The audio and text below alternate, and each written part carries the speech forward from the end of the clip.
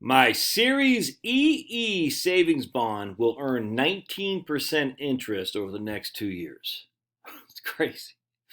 I cannot believe how much I did not know about Series WE savings bonds or just savings bonds as a whole. I cannot believe how ignorant I was and how I'm not going to be ignorant about them anymore. These are fantastic. Anyway, so Chloe's getting ready to go to the University of Georgia here next month. I guess maybe even this month, next month, something like that. So we're cleaning out stuff for her, some of her files and whatnot. And we came across a Series EE bond that was issued May of 2004 with a face value of $50.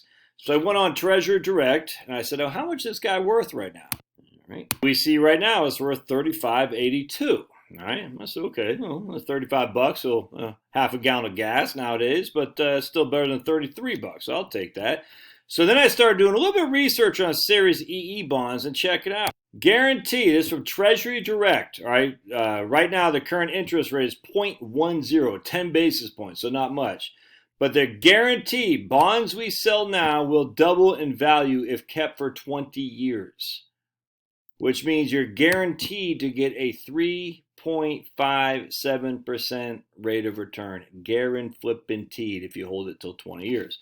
This guy was issued in 2004. My daughter's 18 years old. She'll be 20 in 2 years in 2024. Which means the interest rate that you're seeing, or we're guaranteed to get $15 on top of the value over the next 2 years. I mean, $14, but we're guaranteed, that's guaranteed to go up to $50. And you can see right there, just show it to you. It's a $50 face value right there, $50. So zero coupon bond is what they used to be, and I'll get into that here in just a second. It's freaking awesome. So if we take my trusty calculator and we say we have a 35.82 is our present value, we put a plus minus in front of that. We do 50 is our future value, no payment, and we do 2 is our N for a number of years, and we compute interest rate. That's 18.14% interest rate for the next 2 years. Guaranteed, no fuss, no muss. What? It's crazy. That's crazy. How awesome is that? Who knew? I didn't know. I'm like, damn, how did I not know this? And if we go look, guaranteed to double in face value. Right now, they're only paying 0.1 for bonds issued now, which means if they only continue to pay 0.1, you're basically getting the arbitrage to say, I'm guaranteed to get at least a 3.57% rate of return. So let's read this article from Forbes, which is pretty cool. The guy explains it real well. Benjamin Curry. He likes his Indian food. And then Barbara Friedberg. All right. Oh, there you go. She likes to fry her food, and Benjamin Curry likes his Indian food. So that's a nice combo there. All right.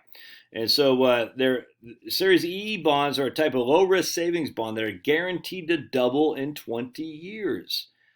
Because they're issued by the U.S. Treasury with a 30-year term, they're an excellent choice for the investors who seek low-risk, I'd say good rates of return.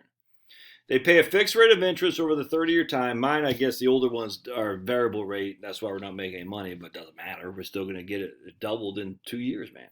The interest on Series EE bonds is paid monthly and compounded twice a year. They are exempt from state and local income taxes. The interest rate is set at issue. This is for new bonds. And after 20 years, the Treasury guarantees that the value of your bond will have doubled. That means a $25 bond, like what we got, is worth $50 after 20 years, equaling an average interest rate of 3.57. If the bond is redeemed before 20 years, the owner will receive the interest rate payment set at purchase, which may be greater or less than 3.57. But if it's less than 3.57, you know for a fact you're going to get more, as long as you hold it for 20 years. Let's see.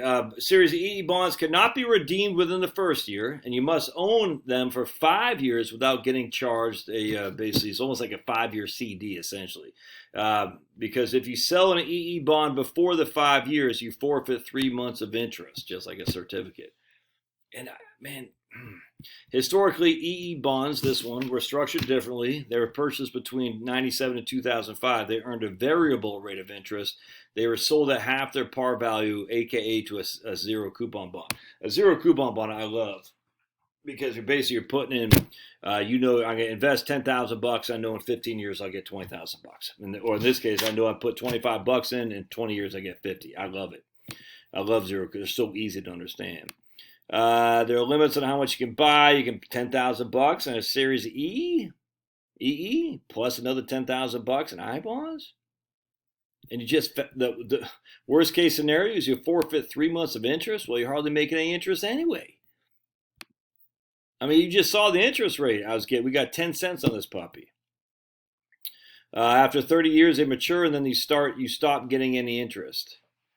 All right. After you've had your bonds for a year, you can cash them at any time you want or need to, but you'll pay 3 months of interest. Outside that, you may choose to cash out your bonds strategically if the interest rate on new bonds gets higher. And this is what I used to do with CD ladders of CDs all the time when I was a banker.